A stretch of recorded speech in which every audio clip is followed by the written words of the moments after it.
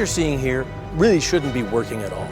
There are almost 100 musicians on stage playing together with absolute precision, but some of them are so far apart from the others they can't even see each other.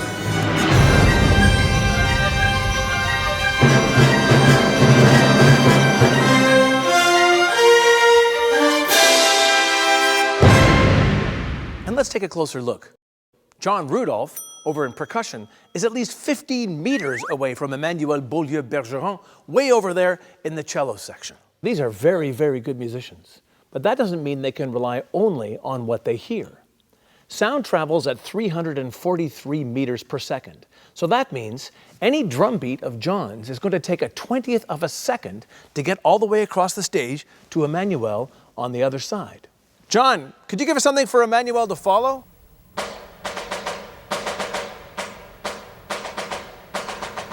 Now, if John's drum beats are taking a 20th of a second to get across the stage to Emmanuelle,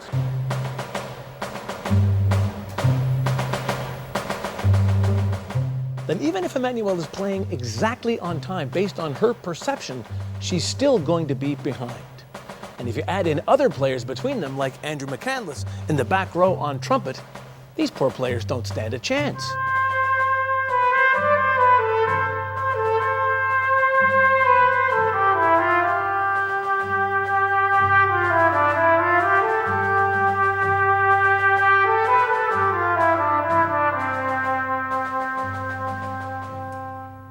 With some classical music, this was never an issue.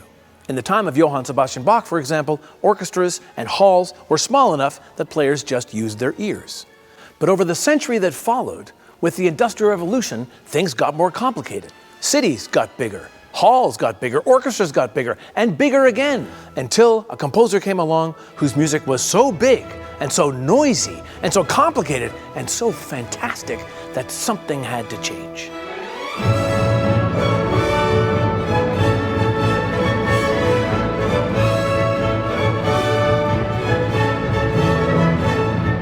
Ludwig van Beethoven, more than any other composer, wrote music that demanded the help of another performer, a leader that musicians would follow not with their ears, but their eyes, a conductor. So that means a conductor's only job is to give the beat precisely enough that the orchestra can follow, right? Almost. This is Peter Oundjian, music director for the Toronto Symphony Orchestra. We always have to be anticipating slightly. If you beat right where the orchestra's playing, you're not really leading them. And Bernstein famously said, everything you do as a conductor is about what's happening on the next beat.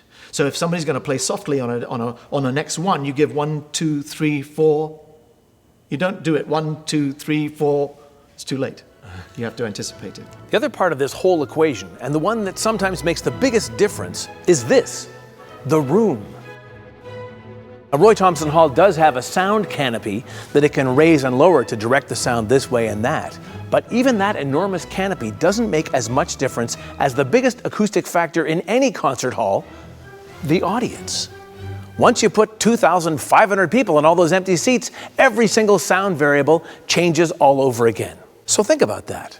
There are 100 musicians on stage, all simultaneously looking at their music stands and the conductor, playing together across enormous distances, and each sound they generate making a 2-second echo that bounces off the walls and the audience and reaches the people in the front row at a completely different time than it reaches the people in the very back. You see what I mean? It shouldn't work at all, but it does, mostly due to factors that we haven't even talked about. Like dedication, expertise, passion, maybe a little luck. And a whole lot of practice.